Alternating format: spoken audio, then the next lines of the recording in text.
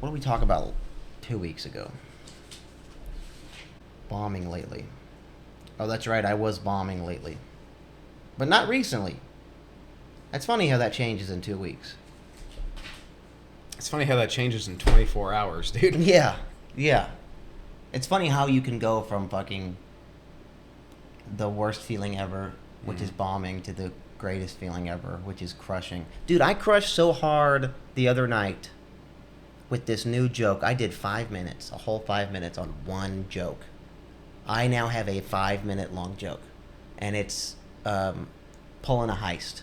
And the whole joke is I want to pull a heist, and I just describe and act out all the things, like crawling through an air duct. The stereotypes, all the Die Hard scenes, the lasers, all that. Yeah, and with this joke, dude, I like touched on something where I was like, oh, that's kind of that's like the most my humor is like long format, specific details, the little things, like exaggerating the little things that no one else might have noticed.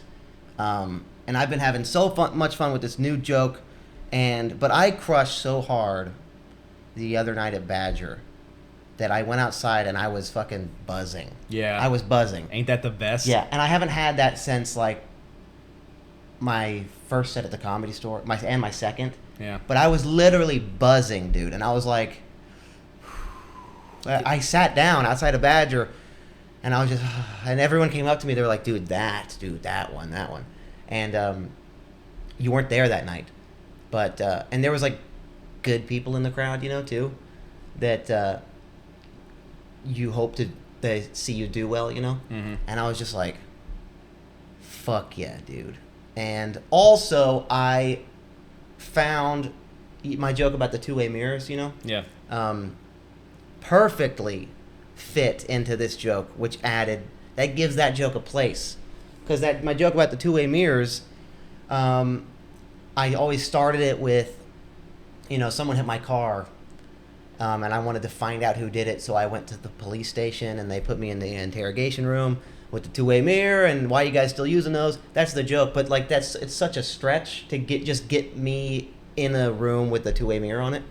But with this heist joke, in the moment the other night, I said, part of me wants to get caught.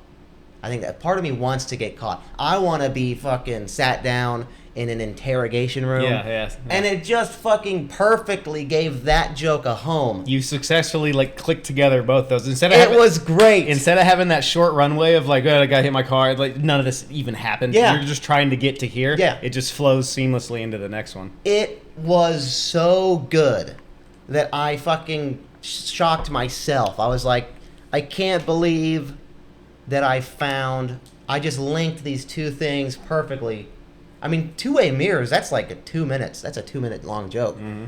And now So you basically the heist is like 3.5. So I just fucking... You just took two of your singular bits and just clicked them together, and you're like, that's my set for the night. Yeah. And it's been fucking working. I bombed last night, but that's that's where it goes. Isn't that crazy how that works? Yeah. You can go from taking that deep drag of the cigarette after you crush, and you're like, I'm the greatest, and then the very next night you do this, nothing changes. Yep. You do the same fucking thing, and you fucking bomb.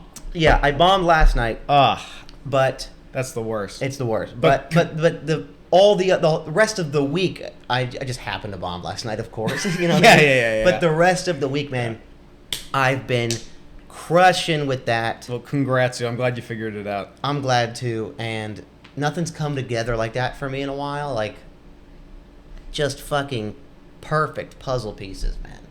And that only happens from like just writing and like not forgetting jokes and like eventually you can put things places. Yeah. And it's just amazing how it works. You wouldn't have had the two-way mirror add-on in your back pocket if you hadn't been working on that for 6 months beforehand, before you even thought of the heist joke. Yeah. I find it wild, I still haven't figured this out yet, how like like you can go up with a joke for the first time, because I have like a couple of these that I'm trying to work out now. Yeah. Where you can go up with a joke for the first time and it just crushes, just absolutely crushes, and then every single time after that, it like you don't get the same pop, because it's hard to fake like authenticity. Being genuine about it. Yeah. And I'm trying to figure out basically how to do that, how to like say it like it's the first time, because they're good jokes. I need to figure out how to deliver them like the same way I did the first time I thought of them. Mm-hmm. Yeah, you just say it with this sort of enthusiasm that can't be replicated, you know, and then you keep doing the joke and keep doing the joke, and sometimes I've overworked a joke to where it's not funny anymore. Like I've just worked on it too much, like. And you'll start to tell it like you've told it 1,000 times. Yeah. And they can smell that on a joke. Yep. Any audience, if it's like an open mic or like a show, they can smell when you're kind of phoning it in like that. That's why I bombed last night, because I just didn't have that energy there. So I was just saying the joke instead of showing them like I'm serious. I want to pull a heist, you know, which I'm not kidding. Yeah, no, I'm serious. I'm driving to a bank after this set. Yeah, and that's tough. That is tough to say it like it was like you're just coming up with it, you know. I think the best thing to do is, and I've said this a bunch, is don't get too written with it, and always play around with it, like on stage. Like always, like never say it the exact same way twice, unless it's like a show and you need it to be fucking there. But like always fucking play with it a little bit. I would disagree. I'd push back on that just a little bit. Yeah. Because there are certain parts like structurally of the joke that like it's going to be the same every time, but within that you can kind of move stuff around. That's right. Yeah, you said it better. Yeah. No, yeah, because there's always like hit point.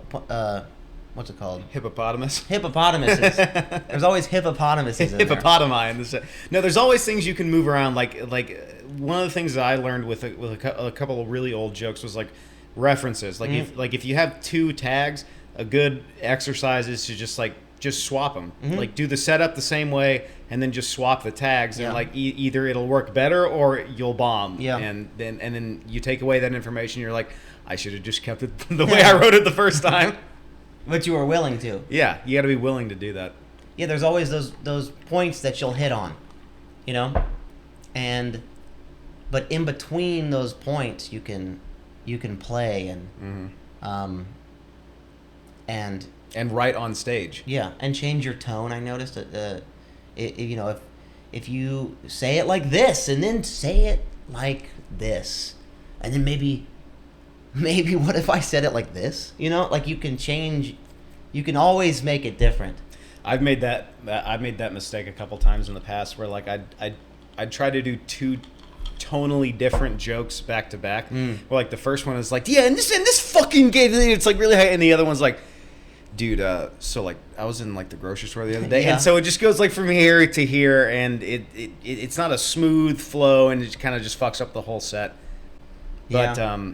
But yeah, writing on stage, that's something that I finally think I'm starting to figure out. Yeah. Just from my show last week at Comedy Boulevard. Yeah. I had all the jokes kind of like written out the way that I wanted to do them, but I when I was listening back to it, I noticed like in the moment I threw it wasn't a lot, but I threw a couple of like improvs in there and they worked. Yes. And they fucking killed. Yes. And it was just like I had never been in the moment like that before and thrown out just because normally when I do that, I'll just throw out an idea and it just bombs. It just sucks. Yeah. I'm the king of that. You do that many times. I do that a lot. But I don't know if I was feeling something. I was just like in a mood. But every random little like last tag I was throwing out was fucking killing. Yeah. Because that was you. Like in the moment, that was you being funny, not this written thing on a paper. Yeah. You know? Like I noticed about myself is I always tend to overthink, but you say? Yeah, oh yeah. But if I if I'm overthinking something, then I'm not me in the moment being funny. So that's why I'm like, one time you were like, I can't believe you write your set out while you're sitting in the chair about to go up. Mm-hmm. Because it's like I need that. I want to just go up and be like, I don't really know. I don't know. Fucking this. And then it's natural. It's loose, you know? I'm loose up there. I don't really know what's going to happen at open mics, not at shows. At shows, I know what I'm going to do. Yeah, shows are different. I know what you're talking about. But, because I like that. Just, this is real. This is real, you know? Like, I kind of don't know where we're going. And well, sometimes I'll say things that make me laugh, and then I'm having a great time, and then the audience has a great time. But that approach to it breeds bits like taking 2 and 2 together and then crushing with the heist bit. Dude. I wish I could have been there, man. I was buzzed. I had to sit down. I was like... But I've seen you do both those like 1,000 times, so... I can kind of put it together in my mind. Yeah. But it's cool that, like, in the moment, you combined both of those. Yeah. It was nuts.